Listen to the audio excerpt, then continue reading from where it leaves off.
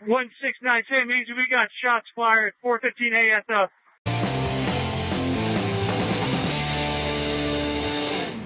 Good evening and welcome to Tucker Carlson Tonight. It is the deadliest one-man massacre in American history, yet already among the most forgotten.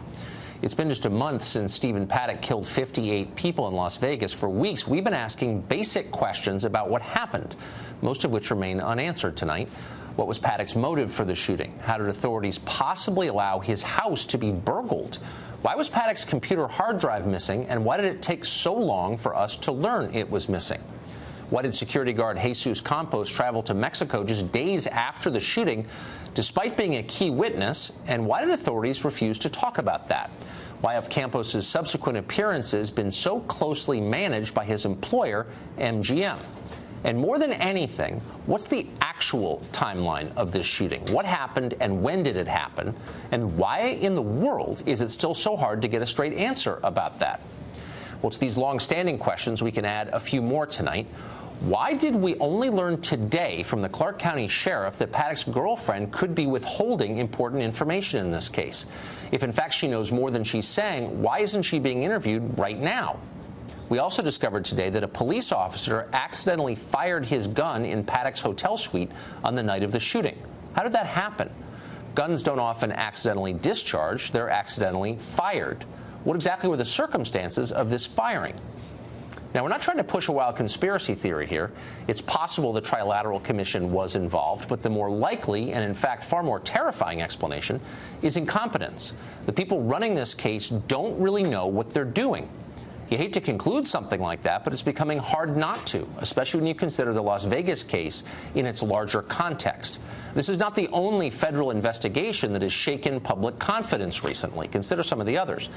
The FBI had Omar Mateen under surveillance for 10 months, and yet somehow didn't hinder his planning or execution of the Pulse nightclub massacre.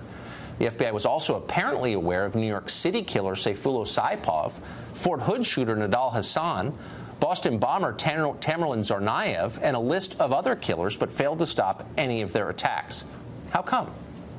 The FBI famously investigated Hillary Clinton's email server for more than a year, during which time, for some reason, the Bureau gave immunity to several top aides for no obvious reason and failed to tape record key interviews.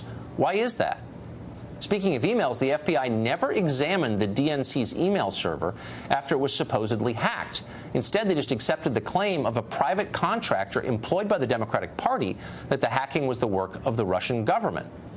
Why didn't one of the Bureau's many tech teams conduct its own investigation of a matter this important and politically sensitive? Meanwhile, in case after case, the FBI's supposedly incorruptible white-collar division has leaked sensitive details of current investigations to the press. How does behavior like that restore public confidence in federal law enforcement? It doesn't, of course, and it shouldn't. We have a right to be worried about the FBI. There is no more powerful federal agency in this country. They can read your email, they can root through your bank records, they can break down the front door of your house and arrest you in front of your children. Lying to them is a federal crime. We need to be absolutely certain the FBI is worthy of the power we give them. What is happening in Las Vegas right now is one of many reasons to wonder if they are. Craig Island is a lawyer representing several of the victims of the Vegas attack, and he joins us tonight. Craig, thanks for coming on. You're, I think, one of the few people who's been to the scene of the crime. Yes, sir. And did anything useful come out of that? Did you learn anything? We learned several things. Number one, we do know that the FBI has taken all of the bullet marks and all of the bullet holes and assumed all the bullets. The other thing that was interesting is that all of our clients were telling us that on the night of the shooting that there was nowhere to go. Now, come on, we can see that there's exits in the plans and the maps. And then when you're actually there, you can see that most of the exits were blocked. Many of the exits were behind fences, and there was only really 2 places in which to escape. And that's very concerning, especially when people got hit and killed 10 minutes after the shooting started. Is there any indication, or have you seen any evidence that the FBI had knowledge of Stephen Paddock, anything about Stephen Paddock before this happened? Well, not yet, because we don't have anything released from the FBI or other law enforcement agencies about him, really. Why is that? I don't know. I do think that after 30 days, we ought to be having more information than we have right now. For example, we know bits and pieces. We know that he arrived with 10 bags. We know that 2 bellmen helped him carry those bags up. Then we find out that those 10 bags had guns in them, 5,000 rounds of ammunition. We know that MGM claims to have a if you see something, say something policy. And you're telling us that nobody saw those guns over a 5-day period? No maid, no housekeeping, no food service ever saw any of the guns? Nobody saw him using power drills in the hallway. Nobody saw him setting up security cameras. These are all things that need to be answered. I know you've asked the same questions, and so are we. Some of them, I hadn't even asked some of those questions. How did he get access to the service elevator if, in fact, he used it? Do you know? We don't know. We've heard 2 separate things. One, that he asked to use it, so they let him. And 2, that since he was a VIP and part of the M-Life program, that he was allowed to have access to the service elevator. Either one, or either way, it's concerning.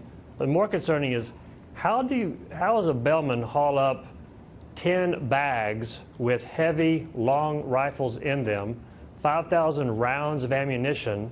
They have this corporate watch center where they allegedly teach their people, if you see something, say something, and nobody says anything? And if they did, what happened with that information? I think that 27 high-powered rifles ought to pique somebody's interest, and that's the questions that we want answered. Have you been able to speak to Jesus Campos? No. Neither have you.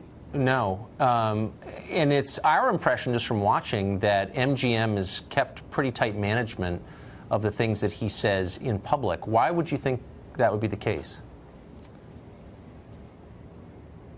Maybe they're concerned of what he's going to say. Maybe they're concerned he's not going to stick with the MGM story.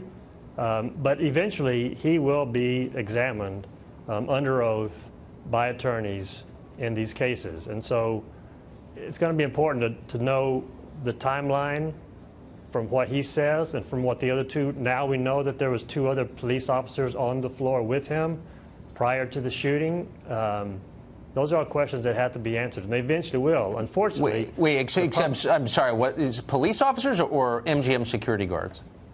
As of yesterday, it was that 2 we knew about Campos, but that there was 2 other police officers from the MGM that were on the floor prior to the shooting, but that's part of the ever-changing timeline. So, but just to be clear, not Las Vegas Police Department, but MGM employees acting as security. No, there was a report yesterday that there were 2 off-duty officers on the floor that responded to Campos prior to the shooting beginning. Huh. This is getting more confusing by the day. Craig, thank you for this. I appreciate it. Yes, sir. Dan Bongino was a former NYPD officer and a Secret Service agent. Kelly McCann, a former Marine Special Missions officer and CEO of Combatives Brand Security Consultants and Training, both join us. Kelly, first to you, you've seen a lot of shootings in your long and varied life. What jumps out at you as you look at the facts around this one? How many years has it been since Oswald supposedly shot Kennedy? We got that figured out? Good point. Okay, so I mean, anytime bullets start flying, anytime the fog of war and all that stuff figures in, it's going to be confusing. But there are some things that jump out, and the conspiracy theorists are already doing their work, you know, and wondering why. One of the first things that jumps out at me is Paddock pulled up these weapons. So you just heard the attorney say, how did he get them up there? How many times do golf clubs go inside that hotel? And those paid employees that are there are at the bottom of the pay scale. Do you really think they're risking their job to bring suspicion against what was supposedly a whale, a guy that's making a lot of money? So there's a human element here that has to be accounted for also, right? It's just not black and white. I mean, could the guy have made repeated runs upstairs with one of those bell carts with something that looked like a golf bag? Of course. You know, so what seems should be very obvious sometimes isn't. Another thing is there's been a lot of talk about the security cameras, that the security cameras on his floor weren't present. Were they not present because they were never installed, or were they removed? And why were they removed? He couldn't have removed them, because if obviously security personnel saw him in the face doing it, that would have been an issue, right? So that's an issue, okay? I would think that they probably were never installed or were going to be repaired. Dan Bongino, is it since you've worked for both the NYPD and a federal agency, the Secret Service, is it obvious to you watching who's in charge of this investigation, and why isn't there a central narrative coming out? Why isn't one person speaking for the whole investigation?